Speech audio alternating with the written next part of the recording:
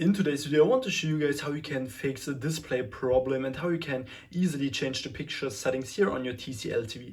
For the first step, go here into the home menu. So and here in the home menu, go all the way to the right until we get here into the quick settings. So and then click on this right now. Okay. And here in the quick settings, we go to this, and here we can easily first go on picture. And by the way, what you can do is, if you don't have this here, you can go on the menu button or the button with the 3 dots or 3 stripes, and there you can also sometimes get into the picture settings. So I have to go here on picture settings, and now here I recommend that you go first if you have like a problem with your brightness or something, then go here, go to the left, click on OK here, and then here select like user mode. So and here you can easily change the black light and brightness and something. So this is really important.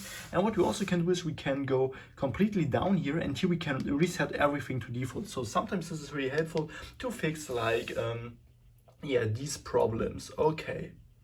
And what we also can do is that we look for our input. So if we have like more picture problems, then we can look for our input. So we can here go also in the quick settings, and then we have like this input button here. So that button we have all always this also on the remote. So if you don't find this here, then go into the remote, and here you can select the right input. So like live TV or HDMI. So this can also be really helpful.